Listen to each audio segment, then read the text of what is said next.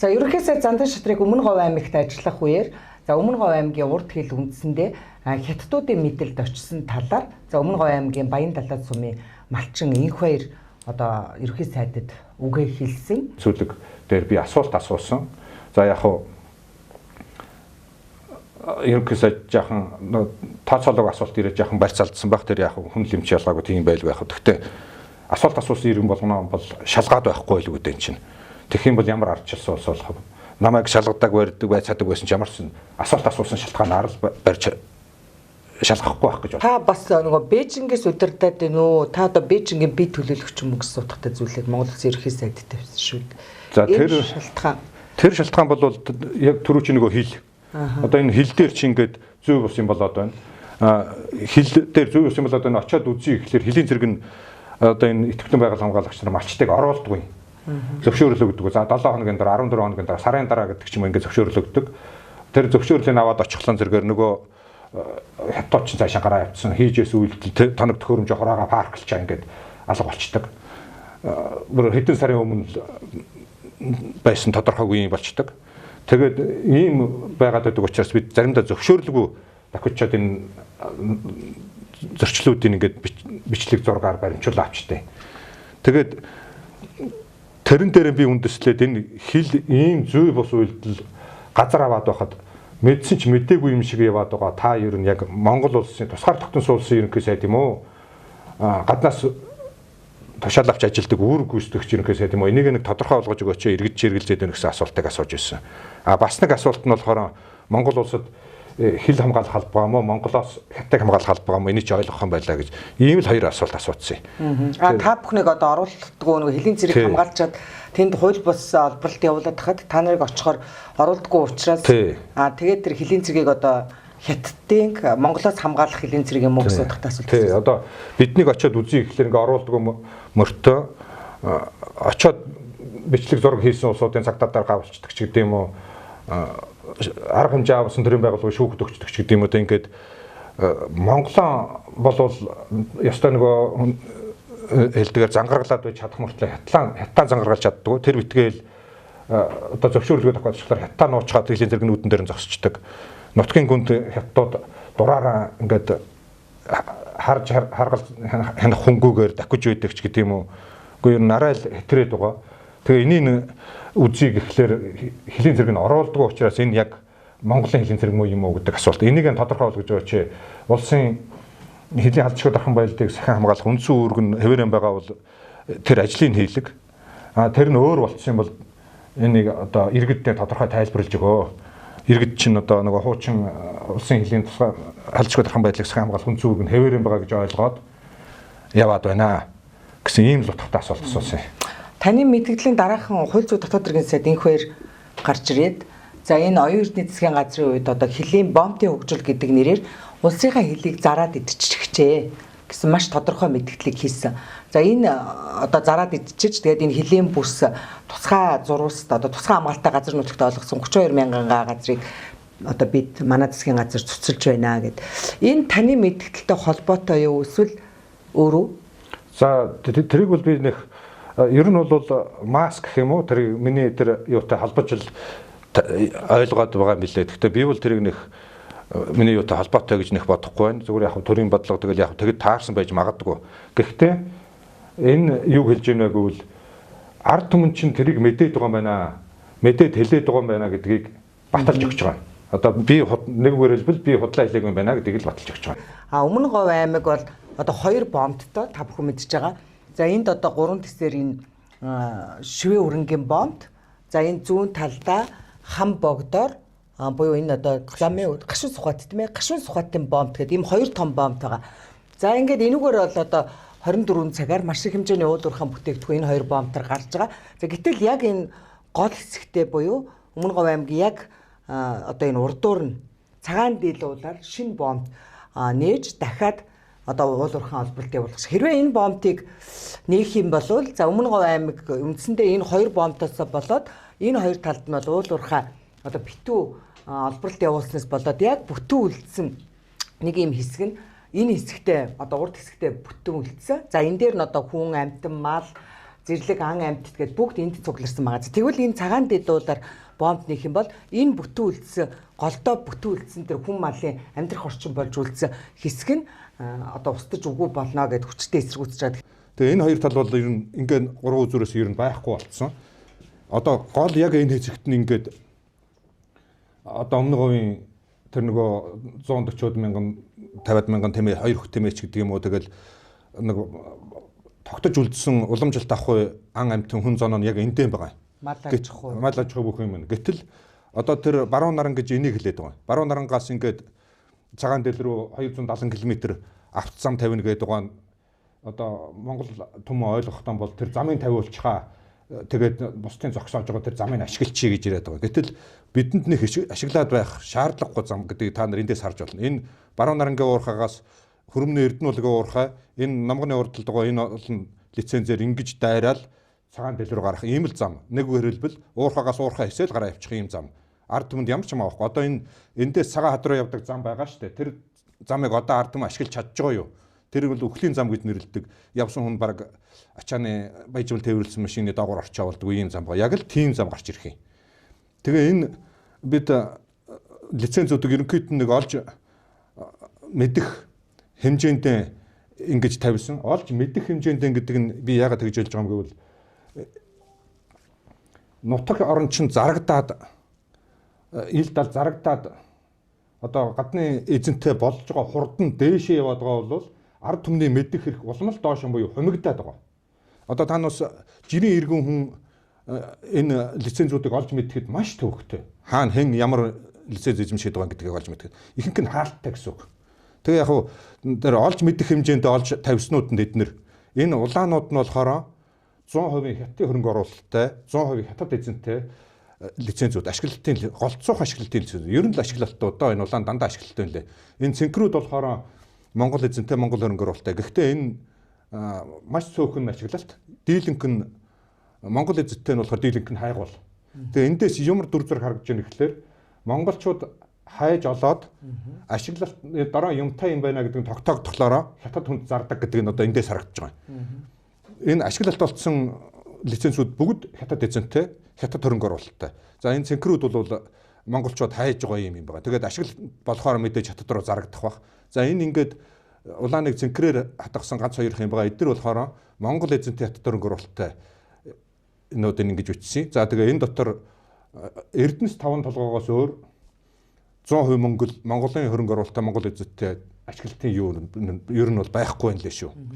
Нийтдээ одоо хэдэн лиценз вэ энэ бүснүүд? Зөвхөн энэ сумдад. Энд чи ер нь бол нэг 150 орчим байж байгаа. Тэгээд одоо нөгөө бидний мэдэх хэрэг хумигдсаар одоо нэг 50 60 ад юм дээр л очиж байна.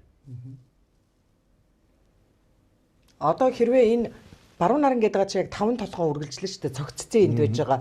Энд чинь 5 толгойн бүлэг ордын үргэлжлэл хэсгэл байгаа. За баруун нарангаас ингээд одоо аймгийн төв за хүрмэн сум ингээд номгон сумаар дайраад энэ цагаан дэлуулаар ийм зам 270 км зам тавигдана гэдэг чинь. Тэгэхэд одоо энэ яг энэ уурхаагаар дайруулад замын маршрут батлагдсан тийм ээ. Тэгэнгүүт одоо хэрвээ энэ зам баригдах юм бол энэ олон лицензүүд бүгд ажиллаж ам орно гэсэн үг. Тий, энэ чинь оюун эрдэнэ ерөнхий сайд өөрөө хэлсэн тийм ээ. Одоо тэр цагаан дэлээр бомб хурдан нээгээтгэхээ тэр яага хэн эсэргүүцээд байгаа нутгийн удирдлагууд ганц нэг хүн эсэргүүцээд байгаа бол тэрийг зангаргалаад хурдан нээгээх. Яага тэрийг нээх төр зангарахтай байх хэвээр. Төр зангарахтай байх хэвээр. Тэр зангаргалаа нээгээх. Яага тэрийг нээх хэвээр гэвэл тэнд байгаа тусгай зөвшөөрлүүдийг эдийн засгийн эргэлтэнд оруулах шаардлагатай байна гэж одоо хэлсэн. Тэр нь бол одоо ч одоо бичлэгээр байж байгаа шүү дээ.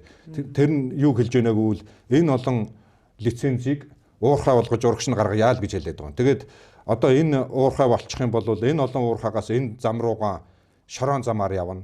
Энэ олон уурхай руу Улаанбаатараас ханган нийлүүлэлт ирнэ гэд бод. Тэгэхээр тэгээ энд амьдрал байхгүй бас энэ хоёр үзүүршгэн, гурав үзүүршгэн болно. Тэгээ өмнө үндсэндээ устгагдах, дэлгэтлэгдэх ийм л ирээдүй байгаад байгаа учраас бид ингээ боож өгчих гээд энийг нээхгүй, энэ замыг тавихгүй гэх ингээ зүтгээд байгаа. Энэ зам болвол одоо иргэдийг төөрөгдүүлэх нэг юу шүү. Зам л тавих гээд байхад энэ хэдэн тэнэг юм ингээ хөгжил гацаагаад гэж яриад байдаг. Тэр чинь зүгээр энийхээ л нэг одоо аштайхан ойлгуулах гэсэн хувилбар нь яваад байгаа. Тэгэхээр үндсэн зорилго нь энэ тэгээд энэ юм шүү. Одоо энэ лицензүүд за энэ улаанаар тэмдэглэсэн хятадын хөрөнгө оруулалт одоо хятад компаниудад олгогдсон гэдгсэн тий. Тэгээд харахаар бол одоо тэр чигтэл хятад эзэнтэй компаниуд ингээ ашиглалтын лиценз авчихсан харагдаж байна л да. Тэгээд яг энэний ард одоо ямар хүмүүст голчтон олгогдсон байдгийг лицензүүд. За энэ чинь энэ улаанууд бол ингээ угаасаа эцсийн өмчлөгч хятад нэртэй хөрөнгө оруулагч хятад байгаа. Тэгээ ард нь бол мэдээж нөгөө улс төрийн эрх мэдэлтэй олигархууд манай улсын нэр ярьдгаар бол олигархууд л байгаа. Мэдцгэн байх. Одоо тэр нь бол энэ бичгэн дээр байхгүй гэвч нөгөө эрен сурвалж засдгүй ч юм уу шоум яран дотор дандаа ард нэг олигарх байж байдаг шүү дээ. Тэр бол тодорхой. Тийм юмгүйгээр хятад энэ төрөх боломжгүй шүү дээ. Тэгээд одоо энэ зам тавигдаад одоо цаашдаа ингээд Өмнө Говь аймаг хэрвээ энэ олон лицензүүд амилж уурхай ажиллавал хүн мал амьдрах аргагүй болно гэж та бүхэн үзээд байгаа тийм ээ. Яагаад? Мэдээж хүн амьдрах ямар ч боломжгүй болно. Яагаад гэвэл энэ хоёр гурван үзүүрийн тодорхой жишээ. Бид энэ одоо юуг нэгэнт Өмнө Говь битгээ хэл улсынхаа төсвийн дийлэнх хувийг нуруундаа өөрчвөө уул уурхайнууд ч юм уу эсэргүүцээд байгаа юм биш. За эднүсийг ядаж хариуцлагатай болгочооч. Эн чинь бол тэртээ дөрвөн ямар ч хариуцлагагүй уул уурхай гэдэг нь хэн ч тодорхой баг 30 жил боллоо шүү дээ. Тэгэхээр энд нэг бомб, тэнд нэг бомб. Одоо энэ бомбууд цагаан хатан тэргээ яриад байдаг. Эдгээр чинь зүгээр л нэг хогийн цэгүүд байгаа шүү дээ. Ямар ч хөгжил байхгүй. Тэгээ энд бас нэг хогийн цэгээр ирнэ яах юм. Энэ гол хэсгийг уламжлалт авахуйд нь үлдээчих. Тэгээд энэ одоо ажиллаж байгаа уурхайнуудаа хариуцлагатай болгочих. Ингээд уламжлалт авах уул уурхай хоёроо хослуулад явах бүрэн боломж байна Монголд. Заавал ч эднүсийг ухаад Монгол улс хөгжихгүй. Хөгждөг байсан бол энэ байхгүй Өмнө Говь байхгүй болсон уурхайнуудаараа хөгжчих нь яасан. Одоо бол тэр хөгжөөгүй байна гэдэг чинь эднүс нэмэгдснээр хөгжих юм биш. Өөрөө л нэмэгдэх юм. Тийм болохоор бид тийм ирээдүйн юмд уламжлалаа одоо олон мянган жилийн туршид шалгарч үлдсэн уламжлалаа алдчмааргүй байна. Энэ эргээд сэргэхгүй нэг алга болчих юм бол хөрстэйгөө уламжлалт авахтайгаа тэр чигээрээ байхгүй болно. Тэгээ энэ ганц Өмнө Говийн асуудал биш. Энд байсан ард түмэн уул уурхайч хагдахлаар хайчих юм. Тэр уул уурхайд ажиллах юм биш шүү дээ. Хэрвээ уул уурхайд ажиллах байсан бол одоо энэ уурхайнууд нь Монгол ажилчид ажиллаж явах нь яасан. Дийлэнх нь хятад ажиллаж байгаа. Монгол ажилч одоо тэр Сэд доржи хэлээд байсан чинь ямар компани лээ? Тэр компанид одоо би Монгол ажилч оруулах гад улсын их хурлын гишүүн нь үзээд 2 хүн оруулж чадлаа гэх чи ингээ яриа зогсож идэг. Монгол хүн ажиллаж болдгоо уурхайнууд Өмнө Говийг эзэлчихлээр Өмнө Говийн иргэд тайчих. Улаанбаатар руу гал бүгдээрээ чихэж чинь. Тэгээд Улаанбаатар одоо нөгөө төгжрөл утаа гэнт тэргээ яа гэж үйж дээр нь баахан ажилгүйчүүд нэмэгдэхлээр тэр сөрөг зүйл чинь л нэмэгдэхээс биш хөгжил юусоо нэмэгдэхгүй. Тэгээд гадаад руу энэ гарч чадахгүй дээ. Тэгээд Улаанбаатартаа гэнт тэрэг утаа төгжрлээ нэмэл Улмал руугаа явцгаана. Одоо энэ хоёр бомбт дагаж маш олон уурхай ажилласнаар Өмнө Говийн одоо нөгөө онгон зэрлэг байгаль за тэгээд нөгөө зэрлэг ан амьтад нүүдэлчин мал ачхгүйгээд одоо энэ голын хэсэгтэл ингэ шахагдаад үндсэндээ төвлөрчихсэн байдаг. За гэтэл энэ газар чинь бас өөрөө хэдийгээр говь боловч бас заган ойгоос өксүүлээд тийм ээ ховор ургамал амьтны үлгийн нутгаа тийм учраас одоо энийг хадгалж үлдэх ёстой гэсэн байр суурийг ус нутгийнхан илэрхийлдэг юм лээ. Тийм одоо монголчууд чинь 33% гэж нэрлэдэг байдаг. Монгол их нутгийнхаа өмнө бэлэг хэмжээ тогтсон тийм өргөн уудам говь байдаг. Тэгээ энэ говь болохоор өөрөө Алшайн цөл гэдэг одоо маш том дэлхийн Алшайн цөл гэдэг нэрээр бүртгэгдсэн явдаг тийм том экосистемийн цөм бүрдэл хэсэг нь Монгол улсын говьд байдаг. Тэгэхээр энэ том экосистем бас энэ ганц Монголын асуудал биш болоо авчиж байгаа. Энэ том экосистемийг бас эвдэж байгаа, сүйтгэж байгаа. Тэгээ хамгийн эмгэнэлтэй нь энэ экосистем нь өөрөө маш эмзэг, амархан гэмтдэг, эргэж сэргдэггүй. Одоо бараг 2000 жил болж байж эргэж сэргэнэ гэсэн тийм. Тэгээ одоо усны нөөц энэ олон уурхайг авж гарах хүрлцэх тийм усны нөөц бий юу? Энд усны нөөц байхгүй шүү дээ. Одоо тэгээд тэр ер нь бол тэр нэг юу вэ хэрлэн тонт жил юу ч нэг юм яриад байгаа. Тэрийг бол уул уурхайд л зориулж урагшин татаад байгаа гэж би ойлгодог. Яг уу тэр бас буруу биш л да уул уурхайгаа ядаж одоогийн уул уурхайнууд ч юм бол гүний ус хэрэглээд байгаа шүү дээ бүр. малчид бол усаа гүйцэхэ байсан доошоо. Нэг ходог ухуулыгээд тэр чин жилд нэг суманд хэдэн ч зөвшөөрлөг гэдэг юм орж ирдэг үлээ. Тэрийг очиж ухуулчихлаар тэр олон сая төгрөг 20-30 сая төгрөг зарцуулаад өрөмдүүлэхэд усаан доошоо гүйцэж хүрэхэ байсан. Одоо өнгөний ходог одоо энгийн уурхай ходог гэж нэрлэдэг те. Энгийн уурхай ходог инженерийн хийстэй hodогнууд бол ер нь байхгүй болж байгаа. Ганцхан гүний өрмийн hodогнуудаар л амьдэрдэг болж байгаа боловч тэр нь бас доошоо гүйцэгдэхэ байж байгаа. Ерөнхий сайдыг Өмнө Говь аймагт ажиллах үеэр өөрөө бас ингээд хил дээр чинь одоо хятадууд орж ирээд одоо ажиллаад байна. Уул уурхай олборлоод байна гэсэн зүйлийг хэлсэн шүү дээ. Тэрийг алийг хэлсэн бэ? Тэр болохоор энэ цагаан дэл дээр байгааг би онцолж хэлсэн. Ер нь бол тэр ямар хэмжээнд төрсөн байсан бэ гэдгийг одоо би худлаа ярьсан нэг тийм юм санаанаас нь зохиож хэлсэн бол биш байна гэдгийг Зандан шатар ерөнхий сайд чинь батлаад өглөө шүү дээ. 34 мянган га талбай 54 тусгай зөвшөөрөл хилийн торгон зурвастаар олгогдсон байна. Энийг одоо цуцлана гэсэн ийм ямар ч байсан эхний ээлжинд ийм аман шийдвэр одоо нэг тогтоол нь баг гарцсан шиг алдсан юм уу? Тийм ингээ явж байна гэдэг чинь хилийн бүсэд юу болж байсан тодорхой болж байгаа. Миний онцолсон нь бол яг энэ цагаан дэл дээр. Энгүү уул уурхай гэх юм одоо хаягдлагүй олборлолтыг түгээмэл тархацдаг гэдэг байна. Тэгвэл ердийн ашигт маслуул гэхлээр чинь нөгөө алт зэс нүүрс төмөр нефт одоо юу гэдэг тийм ээ. Тэгээ тэр чинь бол нөгөө хаягдaltaй байдаг шүү дээ. Одоо та бүхэн бүгд мэднэ отвол гэж бид нар ярьдаг. Тэр чинь хаягдал юм шүү дээ. Хэрэгтэй тэр ашигт малтмлыг аваад хэрэггүйг нь аваалаа тавьсан гэсэн үг. Тэгэхээр энэ хоёр тусгай зөвшөөрлөөр явдаг. Тусдаа өөр.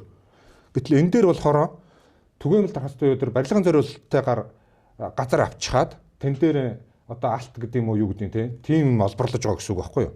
Тэгэхээр ямар ч зөвшөөрлөг байна. Тийм зөвшөөрлөгүүгээр буюу хууль зөрчөөд олборлолт хийж байгаа гэсэн. Бүр ийм дураараа болцсон. Энэ хилийн бомбт дээр үү? Тийм бүр яг бомбт дээр нь за энэ Mongolian Yugan International гэж юу хаа. Тийм нэртэй хятад компани авсан газар нь 2000 гаруй билүү 4000 гаруй гаавлуу. Учиргүй том юм бэлээ. Тэр бэрхэн хөрөнгө дээр уулаа чинь тэр жигт нь ингээ авцсан тийм юу. Тэгээ түгээмэл тархастаар авцсан. Тэн дээр нь каньваран зоогоо дор нь усан паажуур хуурай паажуураа зооцсон. Тэгээд уулыг эвдээд зам тавиад одоо олборлолтын чулуу юугаа ингээ бэлтгэцэн. Ургамал юуг нь бол юучгүй хадаа хайдсан. Тийм байдалтай. Тийм компани ийм байна гэд очиж үзсэн иргэдэн санал хүсэлт явуулаад Өмнө Говийн байгаль орчин очоод нөгөөдөгт нь одоо зүй бус байна. Хууль зөрчсөн байна. Энийг таслан зогсоо. Одоо ер нь одоо энэ лицензүүдийг тэгээд та бүхэн ер нь наривчлан судалж үзвөө цуцлах боломж бий юу?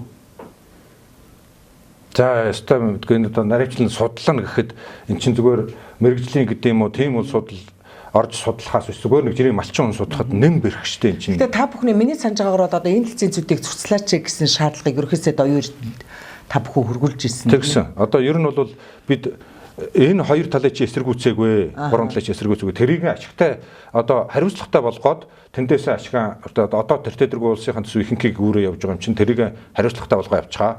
Энэ голынхаа лицензүүдийг цуцлаад тэр зам бомбныхаа асуудлыг ч гэсэн хайчаа, цуцалчих. Энэ голын уламжлалт авах үед тэр жигтэн үлдээчихэл гэсэн ийм л хүсэл тавиад байгаа. Одоо маш олон жилийн цагаан дэлгуулаар бомб нээлэхгүй гэд Өмнө Говийн эсэргүүцэж байгаа. Тэгээд Өмнө Говийн хэлэхтэй бол бас өвөг дээдсээс одоо захиастаа нутаг одоо энэ урд хэлээр ингэж ерөөсө сэтгэлж тийм ээ халахын буян уурсан гэж одоо өвөг дээдс захиж хэлсэн учраас энэгээр бол яагаад ч ингэ бомб нээлгэж болохгүй гэд эсэргүүцэд их олон жил болж байгаа шүү дээ. Тийм захиасыг ер нь сонсож байсан уу? Тийм захиас байдаг. Тэгээд яг юу гэсэн захиас вэ? Одоо хонгор мөртөө хөтлөөр халахын буян уурсах төвхтэй тэн дээр л одоо үүдээ нээж болохгүй шүү гэсэн юм төвхтэй. Хонгор мөртийн хөтөл гэдэг нь энэ цагаан дэл гэдэг уулын хой талд байгаа нэг тийм хонгор мөртгөө нэг уул жоохон ухаа уул байдیں۔ Тэрний зүүн талаа нэг тийм ойн хөтөл байгаа юм л та. Тэр хөтөл бол одоо яг энэ юуны цагаан дэл бомбт нээсний халз хойно одоо нэг үгээр хөтөл одоо яг энэ зам тавигдал юу яах юм бэ? Яг тэр хонгор мөртөө хөтлөөр уурсна гэдэг одоо бодит юу болчих гээд байгаа. Тэгээд бид ч одоо нэг өвгөд төгштэй хуучтайхаа үгийг нэг тэнэг байдлаар хүлээж авдаг.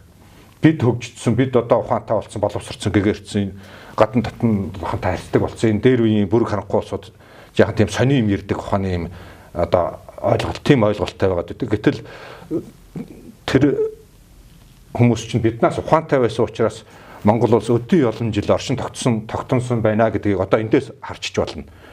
Энэ хэрвээ энэ онгойх юм бол өмнө говь төр чигээр интеллект нэ гэдэг чинь алхам буюу Оросд дуусна гэсэн чинь одоо бодит жишээ болчих гээд байгаа үз.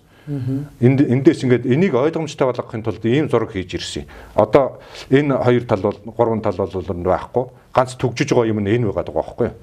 Гэтэл энийг нээчих юм бол ингээд урсчих гээд байгаа. Энэ олон лицензүүд, ашиглалтын лицензүүд хятад эзэнтэй бүгд ашиглалтанд ороод одоо энэгээр гарах нэ энэ зам бомбтоор урагшаа урсгах нэ л гэдгийг хэлээд байна шүү дээ. Тэгээд та бүхнийг бол сая тэр за энэ нөхрийг одоо барьж шалгах ёстой гэдэг ерөнхий сайд хэлсэн. Түүнээс гадна өмнө нь одоо ингээд цаана дэлгуулаар бомб нээх буюу энэ замыг тавихыг эсэргүүцэж одоо зам тавьж байгаа компаниудыг хөөж гаргадаг. За дээрэс нь одоо энэ зөвшөөрлийг хүчингү болгохын төлөө одоо нутгийн иргэд хүчтэй ингээд акцуудыг хийдэг тийм ээ жагсаал цуглаан шаардлага сая ерөнхий сайдыг очихж гэсэн яг энэ ажлын хэлний хүрээнд болж байгаа үйл явдал та. Тэгээд та бүхнийг бас одоо хуулийн байгууллагаар тийм ээ хуулийн хэлтийн байгууллагаар цагдаагаар айлхан сүрдүүлэх тийм тохиолдол байдгүй. За хууль хяналтаар гэх нь ч одоо юу юм? Ер нь бол айлгал сүрдлүүлэх дарамтлах тийм юм байна. Гэхдээ тэр нь хууль хяналтын гэхээс нөгөө эрүүгийнхнээс гэх юм уу? Төрийн байгууллагын шүүхт өгчдөг ч гэдэг юм уу? Очсон улсуудаа бариад гавцдаг ч гэдэг юм уу? Арга хэмжээ авсан албан хаагчийг эргүүл тойруулж яаж хийж байгаа өөр шалтгаан олж байгаа шорон ториод ажлаас нь алчдаг ч гэдэг юм уу? Ингээд нэг тиймэрхүү юмуд нь яг төрийн дарамт гэх юм уу? Тийм юм бол байгаа. Тийм бол байдаг.